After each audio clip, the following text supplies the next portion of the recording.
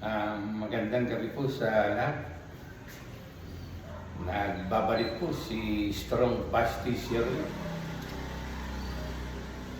dahil po sa isang kadahilanan, yung pong pagkawala ng aking sipi na nagdulot po sa akin ng kalungkutan at paghihirap ng kalooban.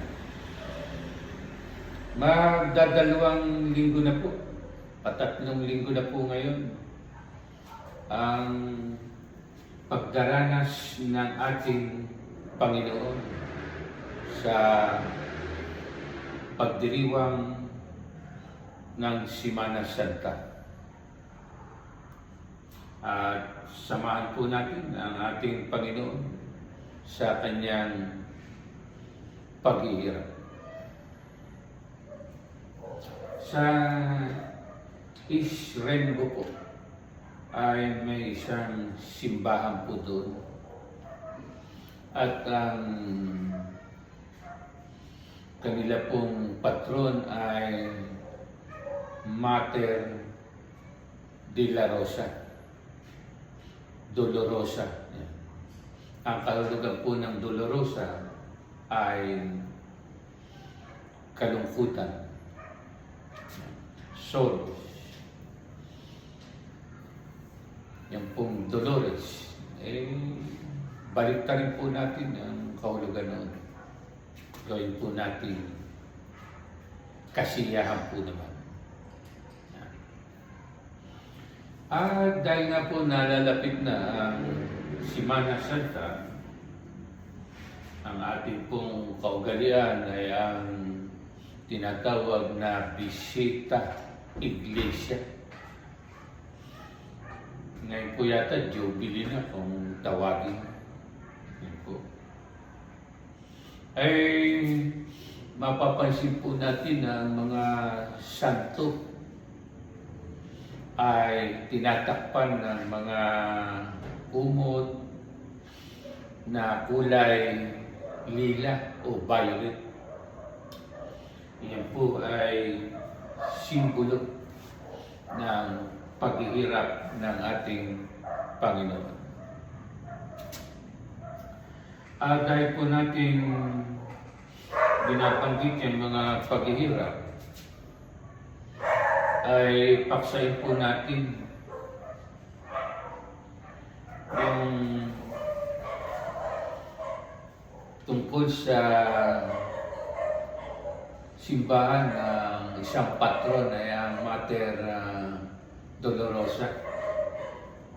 Kapag kayo po ay makakarating doon, makikita po ang larawan ng ating mahal na Mama Mary ay may 7 espada po na nakatarap sa kanyang puso.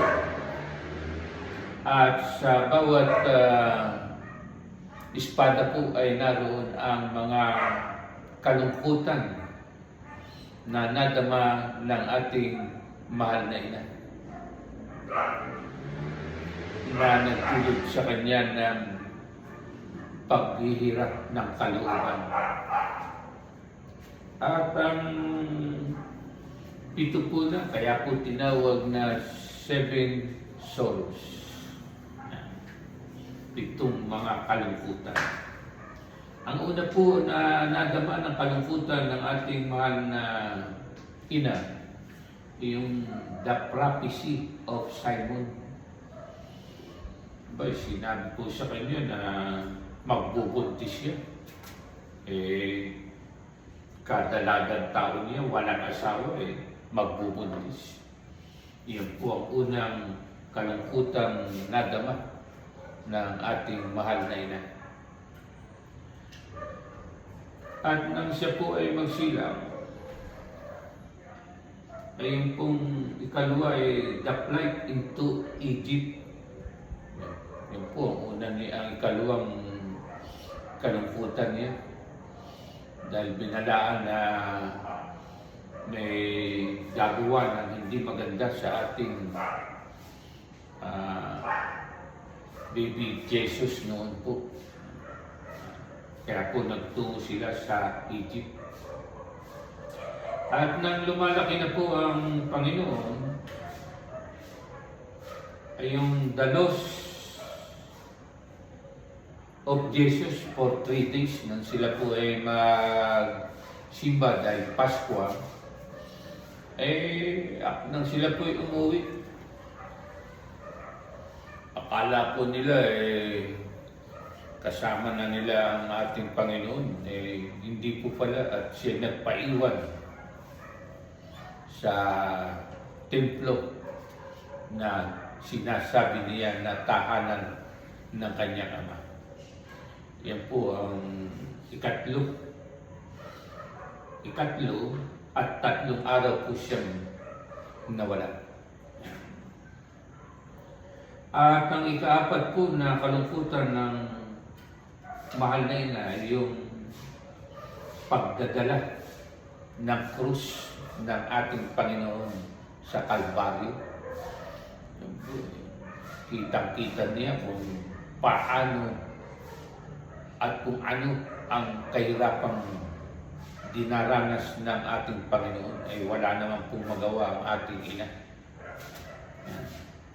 At ang ika-5 po na kalungkutan na tumarak sa puso ng ating mahal na ina ay noon pong ipinapako ang ating Panginoon sa krus. At ang ika-6 po ay yung ibaba na ang labi o yung katawan ng ating Panginoon. At ang pinakahuli po ay nang ihatid sa huling hantungan ang ating Panginoon. Yan po ang tinatawag na the 7 sorrows ng ating inang Mater Dolorosa. Yan po. Sa ngayon po, ang ating bansa, apektado rin po yung maraming bansa sa sanlibutan.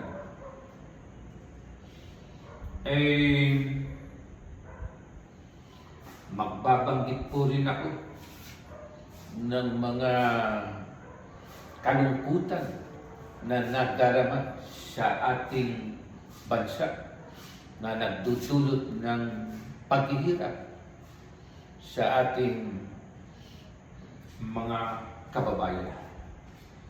At balitang-balita po yan, yung oil crisis, yung pong problema sa langis na dahil nga po sa gera na nagaganap sa Iran at Amerika,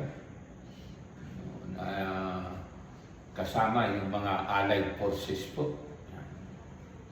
Yung pong ikalawa ay ang mataas na presyo ng gas. At dahil nga po mataas na presyo ng gas, ay yung mga halaga ng bilihin. Ang ikatlo po ay yung pollution, lalo na po dito sa syudad, na nakakasira sa ating kalusugan. Yan pong mainit na balita na hindi pa rin po maalis-alis. Yung blood control scam. At yung pong ikalima na babanggitin ko, yung health services. Yung pong ating mga kababayan na maraming walang trabaho, unemployment. Yan pong kriminalidad. Dahil nga po sa hirap ng buhay, marami ang gumagawa ng hindi maayos. Kahit alam nilang mali, ay sabi nga ay kapit na sa patalim upang makasurvive sa buhay. Pero hindi po maganda yun. Marami pong mga paraan. Iyan po ang mga paghihirap na nararanasan dito sa ating bansa. At sana po yun mabigyan kalutasan ng ating pamahalaan. Kung may mga iba pa po kayong nalalaman na paghihirap na nadarama sa ating bansa, kayo na po ang magdagdag. Halimbawa po yung hindi ko nabanggit yung dito sa Kalakang, Maynila, yung problema sa trapiko. Dahil nga po mataas ang presyo ng gas, yung pagtaas ng pamasahe, ay kayo na po magdagdag. Kung may paghihirap po, sabi nga maganda raw yung mauna yung paghihirap. Dahil hindi naman halos parating naghihirap. Ang kapalit daw naman ng paghihirap ay kaginawahan. Dahil nga po sa pagdiriwang ng ating Semana Santa, at mapapansin po natin na ang ating mga santo ay may takip na damit na kulay lila o violet, simbolo ng paghihirap, ay sa darating naman po na Easter Sunday, yung pagkabuhay ng ating Panginoon, ay ito ay sana ay maging simbolo natin. Ating pangitay na pag inalis yun, yung nakatakip sa muling pagkabuhay ng ating Panginoon, ay yung mga kalungkutan, paghihirap ng ating mga kababayan ay mapalitan po naman ng kasaganaan. Sana po yung sa darating na Semana Santa at alisin na yung talukbong ay siyang maging daan upang yung mga paghihirap na nararanasan sa ngayon, ang pumalit naman po ay kasaganaan. Sana ang Semana Santa nito ang siyang maging daan upang mabago ang kalagayan ng ating bansa at maging sa iba't iba pa rin bansa. Sa pag-alis ng talukbong sa muling pagkabuhay ng ating Panginoon, sana ito na ang maging tulay upang ang ating mga kalungkutan, mga paghihirap ay mapalitan naman ng isang kasaganaan. Salamat po sa lahat. At sa mga sumusubaybay po sa aking YouTube channel, paki-subscribe po at maging sa aking ding Facebook page. Salamat po.